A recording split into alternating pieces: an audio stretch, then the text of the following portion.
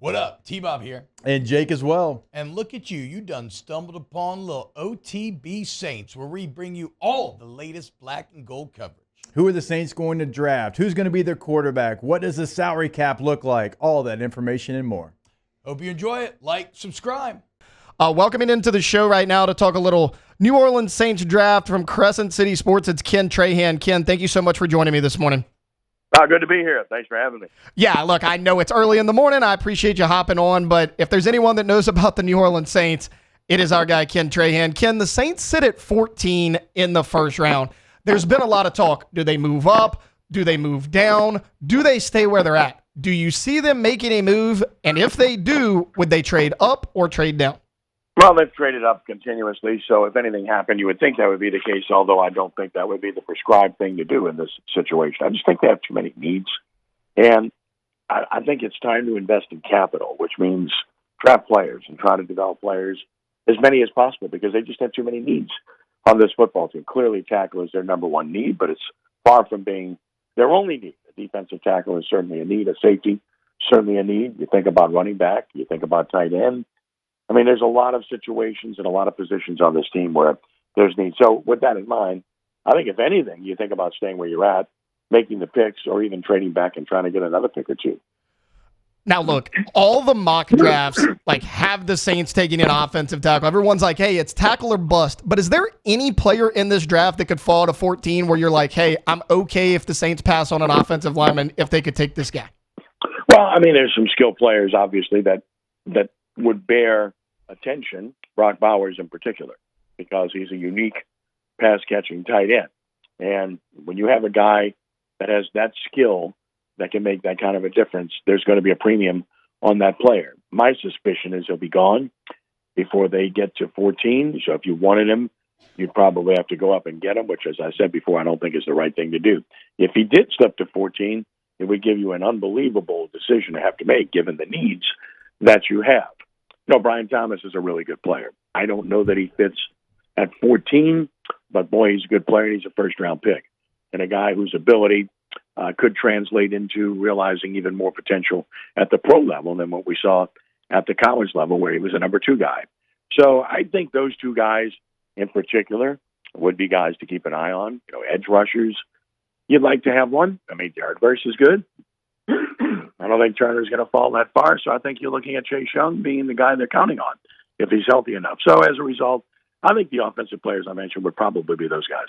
As far as the second round goes, everything's been offensive line first round, wide receiver in the second round.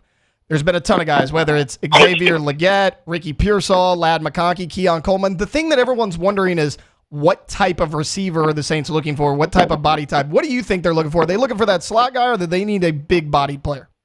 No, I think they're looking for a slot guy. If he's big as well, then that would be a perfect combination. That's why Keon Coleman probably makes some sense in that regard if he's there. But yeah, slot receiver unquestionably. You need a guy that's in the mold of Michael Thomas and what he did for this team. He wasn't anywhere near the same player anymore, but when healthy, he at least could get you the possession catch and the tough catch inside in the slot and take the hit. So I think ideally you'd like to have the slot guy. Ideally you'd like to have a slot guy that has a little size. That's a big ask. But again, a guy like Coleman certainly fits that bill. If any of those guys would be there, certainly he might be a guy that you make a focal point of that particular pick.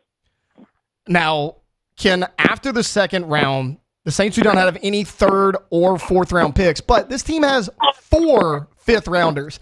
I imagine they're going to try to trade some of these fifth-round picks. However, you were talking about how they need draft capital, they need players. What would you do? Would you trade up, or would you simply just draft 4 players in the 5th round and hope that a couple of them stick? Well, last year they did it. They traded up and got the first pick in the 4th round. And the offensive guard, Saldivari, we don't even know what he's capable of doing. Haven't seen him. So they always look to trade up. We've seen that over and over again. But I think they have to make a decision as an organization. What we've seen post-Drew Brees is they felt like they were taking the approach of it isn't broke, don't fix it. They're a winning football team. So they weren't going to get in, on the rebuild concept. They were going to get in on the reload concept and try to mitigate whatever losses they had by plugging people in. And that's the approach they've taken since Brees left. they're at a point now where they have to make a decision as to whether they're going to continue to be that type of organization or team, or whether it's time to simply invest in capital. Look, when you draft players, you have them under control for 4 years at the right money. So the cap is a big issue. They've had to fight that, as you know, the last 3 or 4 years, where they've had to make all kinds of moves just to get to where they need to be from a league perspective.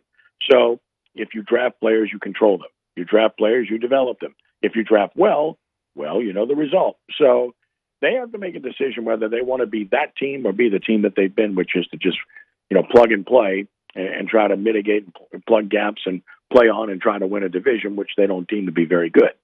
So I don't know what they're going to do, but I think at some point, nobody likes that dirty word rebuild. At some point, they're going to have to take that type of approach. I mean, let's be honest. You look at this roster, and who are the best players? Who are the most important players on this roster? Cam Jordan is, in his mid-30s. He's toward the end of his career. Demario Davis, mid-30s. Tyrann Mathieu just re-signed. He's, 33 going into this year. Derek Carr, 30s. I mean, I can name them all. Alvin Kamara is 8 years in the league at running back, which is a long time in the league at running back and a bit older from the position perspective. So Ryan Ramczyk, they don't even know if he can play. So, again, you're looking at your core players, your best guys, and you're saying, how much more are we going to get out of these guys and for how long? And if you continue to go down that road and plug and play, it's going to catch up with you eventually. So I think it would be well advised to make picks, frankly, or to get as many picks as you can get.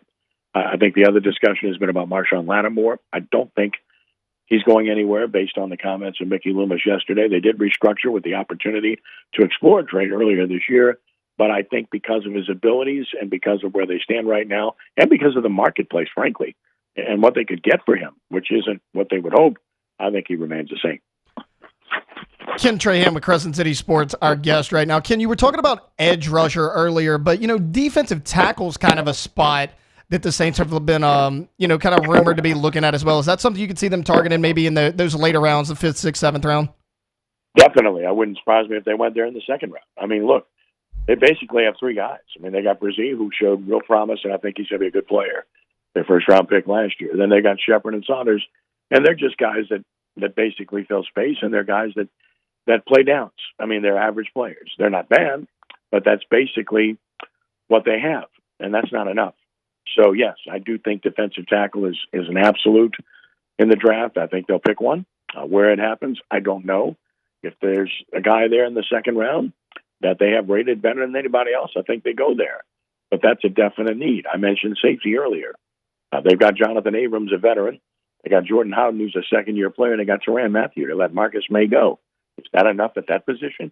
J.T. Gray is a special teams player, really, not a safety, and he's an ace on special teams. So you got to ask yourself that question as to whether or not you have enough there.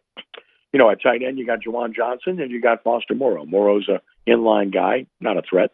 Juwan Johnson is a pretty good receiving tight end, but he was hurt a good part of the year and played through it and got better as the season went on. Is that enough? Wide receiver, they signed 3 guys.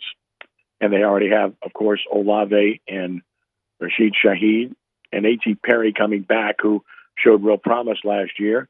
That's a solid position. I mean, could you get somebody better and make a difference? Sure.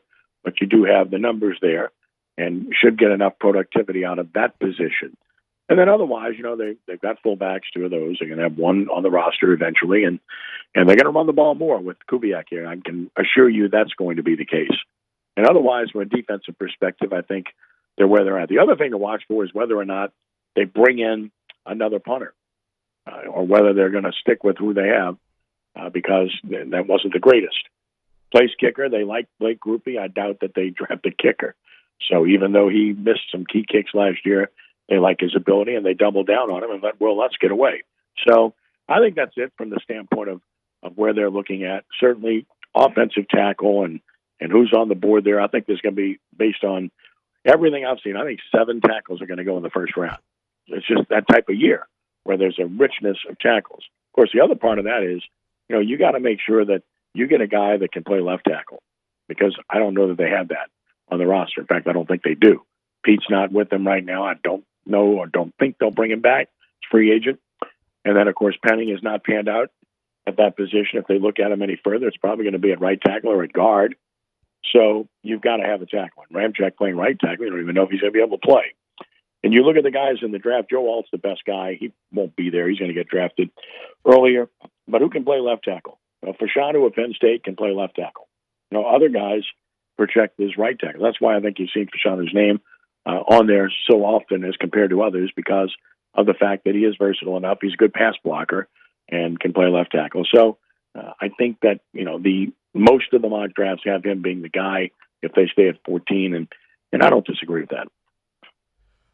Ken, just one more for you before I get you out of here. You were talking about tight end earlier. Like, if Bowers is the one to fall at 14, you'd have a heck of a decision to make. But let's say he doesn't, because you and I both believe that probably will not be the case. As far as the later rounds go, we know that Kubiak comes from that Shanahan offense who loves to use the tight end. You have solid tight ends on your roster, but none of them are like that inline blocker. Is that what you think they'd be targeting, a guy that they think could be one of those blocking tight ends?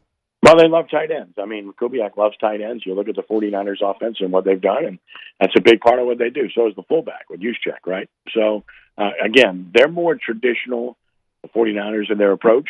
It's been very successful. You have to have the players to do it. So Foster Moreau is a solid blocker. He's a solid pass catcher, but he's not going to threaten anybody. In terms of being a second tackle at tight end, which, of course, we've seen where teams employ that to help the run game. He's not that, but he's a solid guy.